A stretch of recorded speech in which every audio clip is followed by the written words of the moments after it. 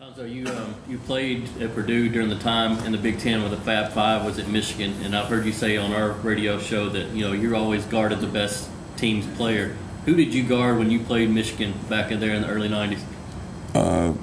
Jalen Rose when we played against those guys. And how is he compared talking to like Marshall Henderson? Well, it's a little bit different. The one thing about it, it just. So I got to be careful how I say stuff because I know Twitter and everything goes out. But the difference was, because I talked trash back in my day as well, but the thing about it is, it was the way you went about it. I mean, I never said nothing out of character, not degrading or belittling the guy. And Jalen Rose, those guys did it as well.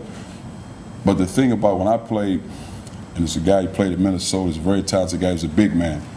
And I started talking trash. And the first thing he said to me, all right, Zo, don't start that SHIT tonight. That was it. I didn't say another word. But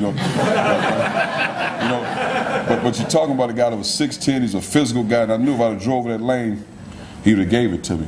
I think that has changed in today's age. You don't have those type of guys now, and I think that's why Marshall's allowed to do that, because guys aren't built like that, where a guy talking trash like this, okay, I'll take care of this, And I'm not saying you go out and hurt a guy like that, but when I played, it was just, you said enough. You weren't saying too much because you probably paid for it. But Jalen Rose, he's a trash talk. There was a lot of guys back then that talk trash, yeah. What was it like going up against them in that era, what they did for college basketball? I thought it was great.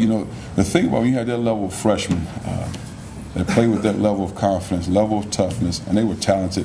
And I think Jalen Rose, since Magic Johnson was a 6'8" point guard, but a guy that can play, can score. They competed. They were like rock stars. They came to the game. People wanted to see those guys perform. They performed at a high level. But it was great times. Because we also, like I said, we had Glenn Robinson, who was probably the best player in America at that time. So the Big Ten was powerful. Were you on the Purdue team that played over here with the big Yes. I remember Glenn hitting the kind of fall-away shot from the free throw line. I can't remember if it was to win the game. Can you give some memories about you and the big dog in the day? Well, I passed a lot of balls. He shot a lot of balls.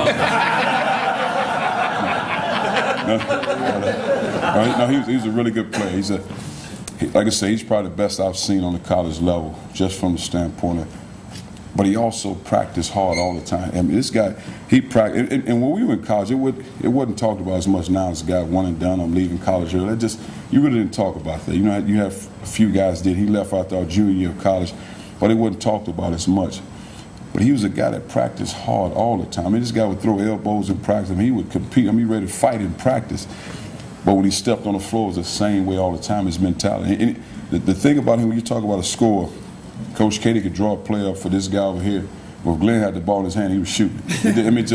He was a threat every time down. However you defend, if you got on me too close, I'm taking you. Off me, I'm shooting it. Last thing, we played at Michigan. I don't know if you guys saw it. It was about a week ago. I think we were at Ole Miss. They had Purdue and Michigan game on ESPN Classic, and they beat us at our place in Mackey Arena. And they were talking trash. So now we had to go to that place the last game of the season to win the league. And this game, we ended up beating them.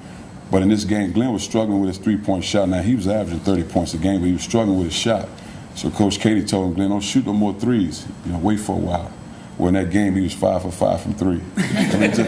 But it just tells you the mentality. Not that he was disrespectful to Coach, but just I know what I'm capable of doing. And that just accredits his ability and skills. But thank you for your time. Appreciate your support.